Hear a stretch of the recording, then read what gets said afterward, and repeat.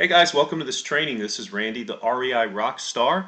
Today we're going to talk about how to effectively talk to motivated sellers. I'll see if I can keep this in a two-part series. And let's get right into it. If you want to know a little bit more about me, just visit the reirockstar.com. There you can get some contracts, some other freebies, and learn this business. So here's what you're going to learn. You're going to learn how to understand the source of the lead and how that's very important on how to structure your call to the seller. You're going to learn how to talk and rather ask open-ended and clarifying questions. You're going to learn how to paint the picture of before, where the seller was before, where the seller is now, and where the seller wants to be. Very important. And the three types of motivation. And once you learn those motivations and you hear them, it's going to make your call so much more easier because you're going to be able to tailor that call to that seller. To script or not to script, whether or not to use a script, sound like a robot, or just sort of bullet point so that you can have a more free and open call. There's a 5-step call structure that'll help you sort of move and hit those bullet points. I put that together for coaching students and it's worked out really great. Then finally I have a couple of little questions and comments, frequently asked questions, things like that at the end of this training. Alright, so this first part, understanding the lead. Where did this lead come from? Was it a phone call? Was it an email? Was it an email from the website because they filled out a form? All of this is very important. When you understand where the source of the lead came from, you can tailor your conversation. For example, a lead from a friend is totally different from a lead from a bird dog, although those are closely related. A lead from something on the other end of the table, from a realtor or from another investor or an attorney, is completely different. You're going to tailor your call based on where that lead came from. And you should always know where the lead came from. It's important information for your business because it ties into your marketing and your marketing budget. So if you don't know, just ask them. Alright, open-ended and clarified questions. This is talking on the phone etiquette 101. So an open-ended question sounds like this. Miss Seller, can you tell me a little bit about the home? Or, Mr. Seller, what are you going to do after you sell it? Miss Seller, it sounds like a great place. What might be motivating you to sell now? All open-ended questions. Those are designed to literally open up the conversation and get that seller talking. You want to follow that percentage rule where most of the time the seller's talking and you're not. There's a reason why we have 2 ears, right? Clarifying. So you said you wanted to sell because of medical bills, right? You said you wanted to sell because bills were piling up. That narrows down the situation. So it's a pinpoint question. All right, got it. So you said it's a 3-bedroom, 2-bath, right? Clarifying question. It also says you're actively listening, which ties into rapport. All right, so paint the picture before, now, and after. So this is awesome. So this gives you an idea, literally a picture of what's going on in this person's situation. You want to paint that picture as you're speaking to them. You want to literally try to imagine what this person's home looks like, what they look like, what their family looks like, and how they feel. So the intention of the exercise is to understand the need behind the need. So if somebody just simply says something to the effect of, well, I'm just selling it, it's just too much upkeep for me. Okay, that could be a lot of things. That could be a bad tenant. They could have had an insurance claim. Wouldn't you like to know if there was a flood or mold or hail damage? Absolutely. And maybe they're ill. Maybe they're just tired of trekking across town to take care of that, rental property where they and the tenant don't get along anyway. That is very, very important. So you want to build the picture of what led up to them selling. You can also talk about the now. The now is a little more, it's more about them, their family, what they like to do, what they're doing today, and everything pertinent to this, to literally today and this week, right? So you can talk about what they do for a living, and try to build a rapport based on that. Maybe the job they do is something that a family member of yours does, and you can relate to that. Again, you're building rapport with the person. Then finally, you want to figure out, well, where are they going to go next? So these are going to be things like, well, what are you going to do, once you sell your home? Are you going to take the cash and simply buy another house or perhaps rent for a while?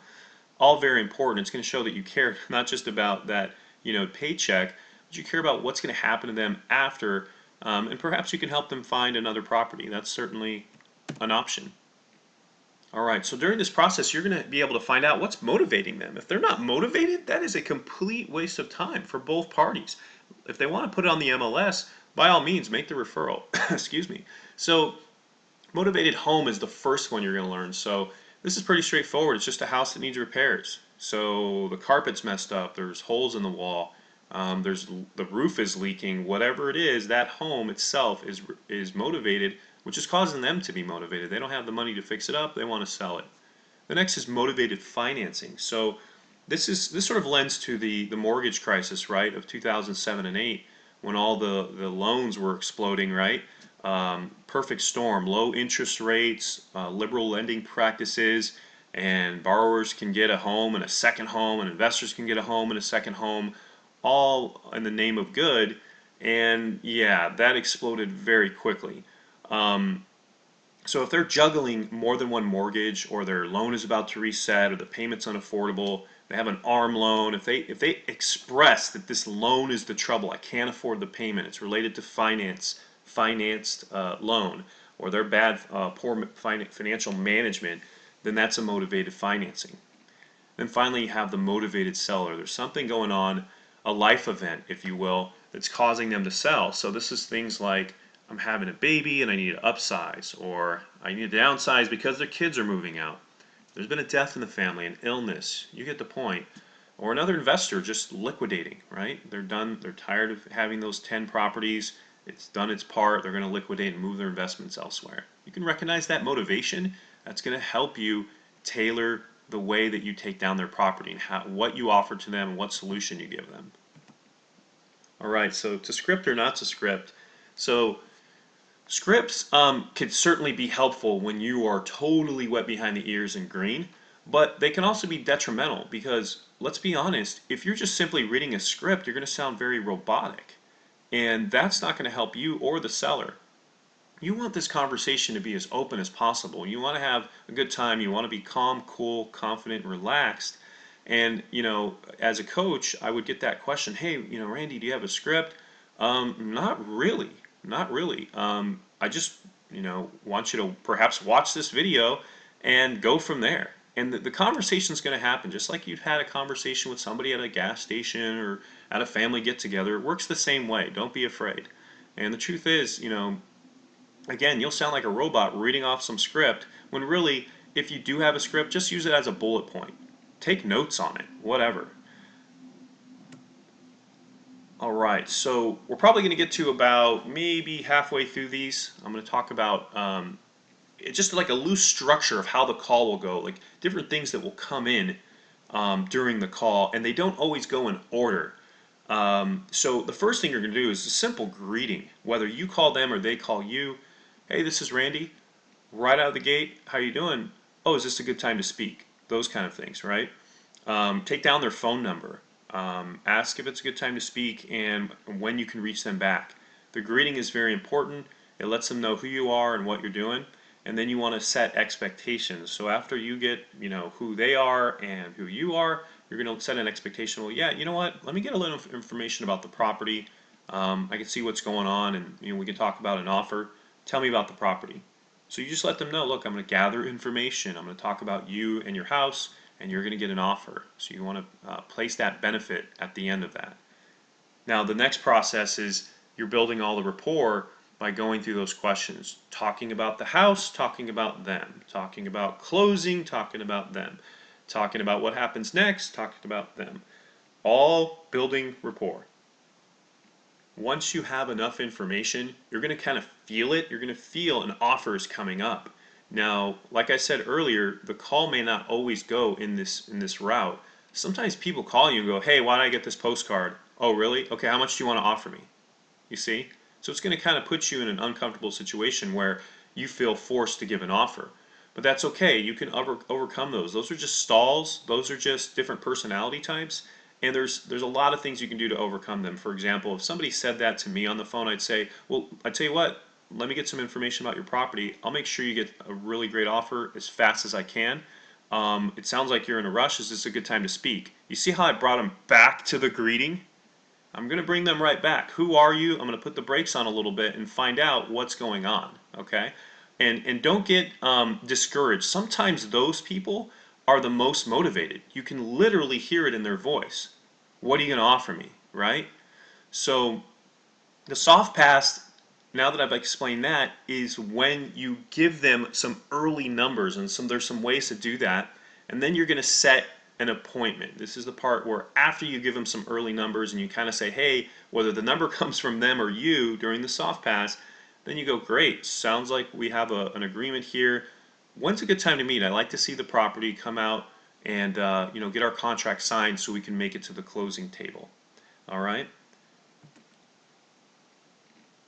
All right, very good. So we're just going to probably make it to step one, the greeting, and we'll finish the video in the next recording here. So right out of the gate, it looks like for the greeting, you're going to want to say something to the effect of, opening, hey, I'm following up with Mr. and Mrs. Seller about their home. Let's imagine this is an outbound call to them. And they're going to say, yep, this is me. You're going to say, great, how are you? Did I reach you at a good time? So that's being respectful of their time, and it's also outlining that they're not going to just hang up on you in the next 10 seconds. If you've gotten their permission to speak with them, you should now expect them not to just rush you towards the end. A lot of people do that just as a stall. They just don't want to face their situation. So again, hey, this is Randy. I was following up with XYZ seller. Is this a good time to speak? Great. Yeah, I understand you called about our road sign, or I understand you got one of our, postcards or whatever. I wanted to call you, talk a little bit about the property, and see what we can do here. So right away, if they call you or you call them, make sure you get the phone number and the email address. We are in the age of cell phones. A cell phone can drop. Get that phone number so you can stay in contact with them. Okay. So you want to also do identity. So sort of reiterate who you are and what you do. So yeah, it's Randy again. I'm a cash home buyer. I buy out in your area, and I recently sent out some postcards to homes in your area that met a specific criteria. So it sounds like you got one of those postcards. So yeah, let's talk a little bit about the property. Okay. All right. So then you're going to go and if at any point, by the way, I like to talk a little bit about some of those shaky sellers. The ones that right out of the gate, they talk about, oh, well, I'm just going to list the home. I'm just going to see, like the tire kickers. You can kind of, sometimes, although people will tell you that, you can kind of shake those rocks a little bit and get some nuggets out of there. And what I mean by that is you want to create some doubt. They may already be on the fence about listing, but they're just telling you because that's their wall, that's their defense position. They want to see, well, what kind of offer can I get, and then I'll open up to this person. Some people open up right away. Others open up towards the end when you really find out what's going on, and others, after you've sort of massaged the situation, will open up after they trust you. So one of the things you can do is during the conversation, at any time you feel a little shakiness, is you can reference the fact that Mr. Seller, do you really want to show this property to dozens of homeowners? Paying seller concessions, boy, that's a lot of money out of your pocket. Paying the realtor's commission, 3 to 6%, you don't even have room for that. You've done a great job of finding out, from the seller what they owe. You have a right to state that. This is their situation, and you're, going to point out that this isn't the best thing for them. Listing on the MLS is not a good exit strategy for them due to time constraints. Paying other fees associated with the sale of the home, the closing costs, seller concessions, realtors commissions, and what about an unqualified buyer? All those things are meant to sort of shake that foundation of, yeah, you really don't want to sell on the MLS. What if the buyer falls out of escrow at the last moment? And what that's going to do is, the trust factor. So,